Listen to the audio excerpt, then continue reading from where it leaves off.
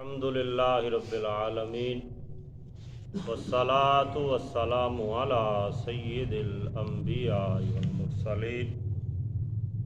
اما بعد فاعوذ باللہ من الشیطان الرجیم بسم اللہ الرحمن الرحیم سیقول السفہاء من الناس ما ولاہم عن قبلتہم التي كانوا علیہا قل للہ المشرق والمغرب یہدی من یشاء الی صراط مستقیم صدق اللہ العظیم۔ احباب دی وقار، آج ہمیں سورہ بقرہ کی آیت نمبر 142 پڑھنے کی سعادت حاصل ہو رہی ہے۔ اس آیہ مقدسہ میں اللہ جل شانہ نے ان لوگوں کا رد فرمایا اور ان لوگوں کا جواب دیا جنہوں نے تبدیلی قبلہ پر اعتراضات کی، اور اللہ جل شانہ نے ایسے لوگوں کو بے وقوف اور احمق فرمایا۔ اس کے بارے میں مختلف روایات اس آیہ مقدسہ کے شان نزول کے حوالے سے بیان کی جاتی ہیں۔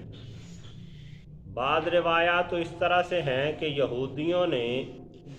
جب اللہ جل شانہ نے بیت المقدس سے قبلے کو ختم کر کے بیت اللہ شریف کو قبلہ بنایا تو یہودیوں نے اس بات پہ اعتراضات شروع کر دیے،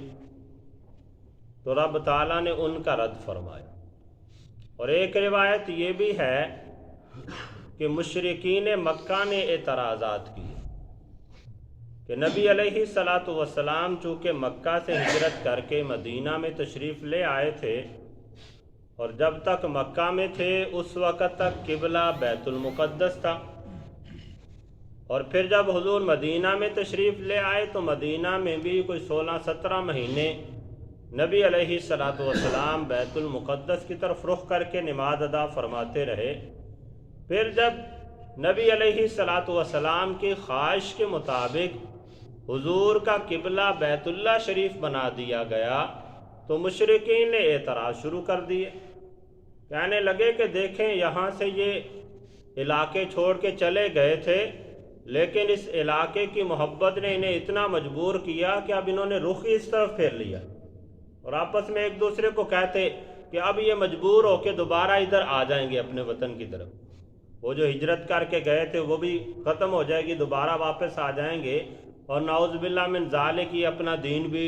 چھوڑ دیں گے، دوبارہ اپنے آباء و اجداد والے دین پہ آ جائیں۔ تو رب تعالیٰ نے ان کا رد فرمایا۔ اسی طرح ایک روایت میں یہ بھی ہے کہ منافقین نے اعتراضات کیے تو رب تعالیٰ نے ان کا رد فرمایا۔ تو بہرکیف جس طرح سے بھی اعتراضات ہوئے اور جن لوگوں نے بھی اعتراض کیے، رب تعالیٰ نے ان تمام کو بے وقوف اور احمق قرار دیا۔ ارشاد فرمایا سیقول السفہاء من الناس، ان قریب کہیں گے وہ لوگ جو بے وقوف ہیں، وہ لوگوں سے کہیں گے، مسلمانوں سے کہیں گے، ما ولاہم عن قبلتہم التی کانوا علیہا، کس نے پھیر دیا ان مسلمانوں کو اس قبلہ سے جس قبلہ پر یہ پہلے تھے، یعنی پہلے بیت المقدس قبلہ تھا، اس طرف رخ کر کے نماز پڑھی جاتی تھی، پھر قبلے کو پھیر کر بیت اللہ شریف قبلہ بنا دیا گیا، تو اس پر یہ لوگ اعتراض کرتے تھے کہ وہ کون سی چیز ہے یا کیا وجہ ہے کہ جس کی بنا پر مسلمانوں کو ان کے قبلہ سے پھیر کر دوسرے قبلہ پہ کر دیا گیا۔ تو رب تعالیٰ نے فرمایا یہ جو لوگ اس طرح کی باتیں کرنے والے ہیں، فرمایا السفہاء، یہ بے وقوف اور احمق قسم کے لوگ ہیں۔ پھر آگے رب تعالیٰ نے نبی علیہ الصلاۃ والسلام کی زبانی اللہ جل شانہ نے اپنے کلام میں اس کا جواب بھی ارشاد فرمایا قل للہ المشرق والمغرب، اے پیارے حبیب آپ ان لوگوں کو اعلان فرما دیں انہیں بتا دیں، یہ جو لوگ اعتراض کرنے والے ہیں، آپ ان لوگوں کو بتا دیں للہ المشرق والمغرب، مشرق و مغرب سب کچھ اللہ ہی کے لیے ہے۔ اور گویا کہ یہاں پہ یہ اشارہ دیا جا رہا ہے کہ مشرق کی طرف رخ کرنا یا مغرب کی طرف رخ کرنا، ہم کوئی نعوذ باللہ من ذالک مشرق و مغرب کی پوجا نہیں کرتے کہ اس کی طرف رخ کریں، بلکہ ہم تو اپنے خالق و مالک کی پوجا کرتے ہیں، اس کی عبادت کرتے ہیں، اور یہ مشرق و مغرب سب کچھ ہے ہی اسی کے لیے۔ وہ جدھر ہمیں رخ کرنے کا حکم دے گا ہم اسی طرف رخ کر کے نماز پڑھ لیں گے، لہذا تم لوگوں کو اس میں اعتراض کرنے کی کیا ضرورت ہے؟ پھر آگے ارشاد فرمایا یہدی من یشاء الی صراط مستقیم، اور اللہ تعالیٰ جسے چاہے سیدھے رستے کی طرف ہدایت عطا فرما دے۔ تو احباب دی وقار، یہ جو قبلہ کی تبدیلی ہے یہ بھی رب تعالیٰ کی طرف سے پہلے منتخب شدہ تھی۔ سابقہ انبیاء کرام نے نبی علیہ السلام کے جو خصائص بیان کیے، ان میں سے حضور کی ایک خصوصیت یہ بھی بیان فرمائی، اور حضور کا ایک لقب یہ بھی بیان فرمایا کہ آپ ذو القبلتین ہیں، یعنی آپ وہ پیغمبر ہیں کہ جنہوں نے دو قبلوں کی طرف رخ کر کے اللہ کی عبادت کی۔ تو یہ حضور کی خصوصیت میں سے تھا کہ ایک ایسا پیغمبر آئے گا کہ جو ذو القبلتین ہوگا، اور ان میں سے بہت سے لوگ جانتے تھے، لیکن جب حضور نے بیت المقدس کو چھوڑ کر بیت اللہ شریف کی طرف رخ کیا تو گویا کہ حضور کے اس لقب کا، اس خصوصیت کا اظہار ہوا۔ یہ تو گویا کہ نبی علیہ السلام کی نبوت پر اور پکی دلیل تھی کہ دیگر خصائص جو ان لوگوں نے دیکھے ان میں سے ایک یہ بھی نظر آیا کہ یہ تو باقی جو تمام نشانیاں پوری ہوتی چلی جا رہی تھیں، یہ جو قبلہ کے حوالے سے لقب تھا ذو القبلتین یہ بھی پورا ہو گیا کہ حضور پہلے اور قبلہ کی طرف رخ کر کے نماز پڑھتے تھے، اب دوسرے قبلے کی طرف رخ ہو گیا۔ تو یہ بھی نبی علیہ السلام کے خاص خصائص میں سے تھا کہ حضور ذو القبلتین ہیں، یعنی دو قبلوں کی طرف حضور نے عبادات فرمائی۔ اصل میں عام طور پہ مفسرین کرام نے بیان کیا کہ حضرت آدم علیہ السلام سے لے کر حضرت موسیٰ علیہ السلام تک یا ان سے پہلے تک قبلہ بیت اللہ شریف ہی تھا۔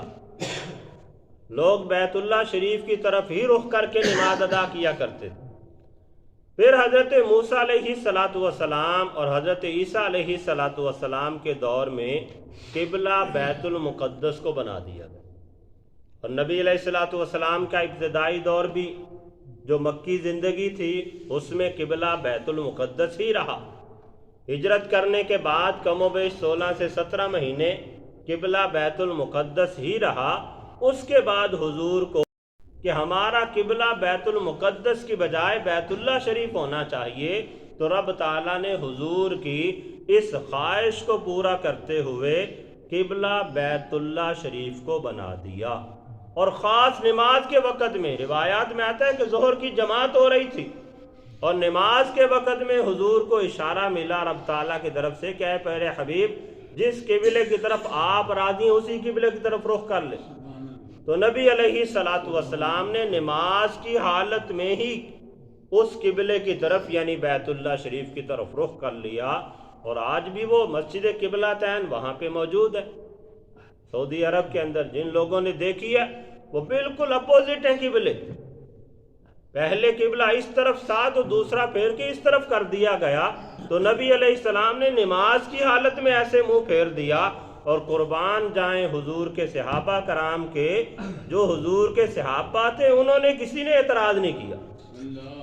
جنہوں نے اعتراض کیا ان کے بارے میں رب تعالیٰ نے فرمایا وہ بے وقوف اور احمق لوگ تھے۔ نبی علیہ السلام کے صحابہ نے تو نماز ختم ہونے کا اعتراض بھی نہیں کیا۔ حضور نے جیسے قبلے کی طرف منہ پھیرا، جس طرف حضور نے رخ کیا، صحابہ نے بھی نماز کی حالت میں ہی اس طرف رخ کر دیا جدھر حضور نے رخ کیا. تو یہ صحابہ کرام کی بڑی اس میں عظمت و شان بھی ہے کہ حضور کے ساتھ اتنی عقیدت، اتنی محبت اور فرما برداری کا ایسا کمال طریقہ کہ اللہ کی عبادت کے اندر مصروف ہیں کہ جس طرف حضور نے منہ کیا ہوا ہے پہلے اس طرف رخ کر کے نماز پڑھ رہے ہیں.